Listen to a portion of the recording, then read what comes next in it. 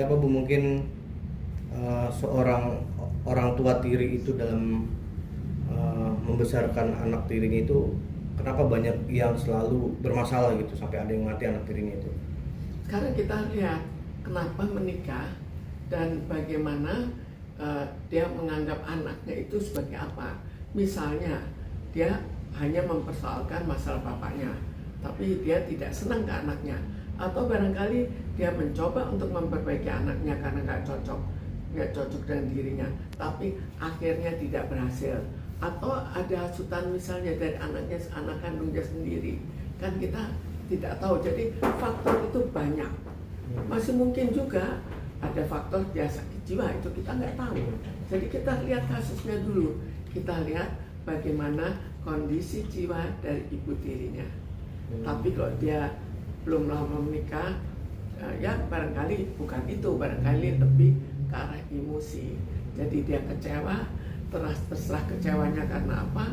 Mungkin diharapkan, kalau sekarang kan orang banyak mempersoalkan uang, mengharapkan uang yang banyak, ternyata tidak tercapai, atau dia kesulitan uang, emosinya dilontarkan pada anaknya, atau barangkali dia benci ke bapaknya, tapi sudah terlanjur menikah dan dilampiaskan ke anaknya kekesalannya.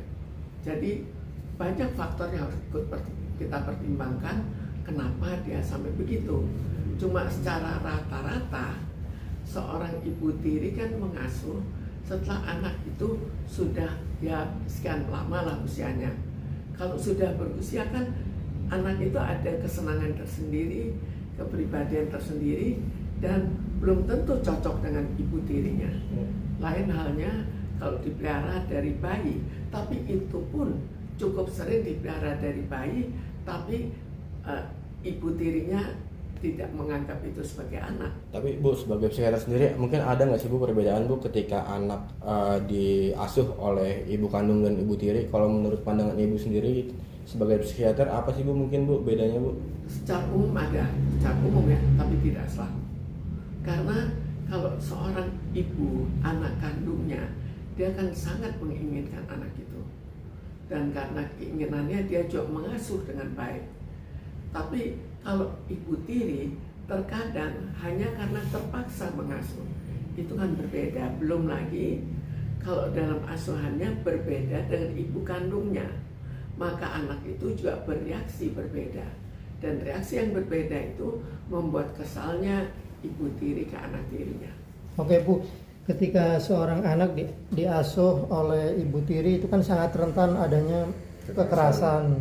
Itu peran seorang ayah itu seperti apa? Seharusnya dia harus memantau kah setiap hari atau seperti apa mungkin Bu? Sekarang seorang ayah juga bertanggung jawab terhadap anak-anaknya. Tapi sekarang seandainya ayahnya terus saja kekurangan uang dan karena itu harus kerja berat sekali dan tidak tahu bagaimana. Tapi kalau ayah itu tahu atau curiga, maka ayah itu juga ikut salah. Kenapa membiarkan? Hanya karena senang ke istrinya, kan dia juga tanggung jawab ke anaknya.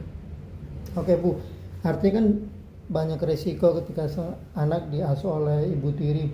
Kalau ibunya masih ada nih, ibu kandung, lebih baik apakah anak itu diasuh kepada ibu kandungnya meskipun ada bapaknya di situ, atau seperti apa mungkin menurut dari pandangan psikiater sendiri? Jadi sekarang ada masalah hukum dan ada masalah ya bagaimana baiknya.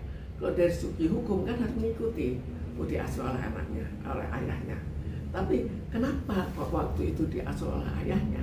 Apakah ibu kandungnya tidak punya uang, atau ibu kandungnya sudah menikah dan menikah dengan orang yang tidak senang baik ibu kandungnya anak, itu kita kan belum tahu.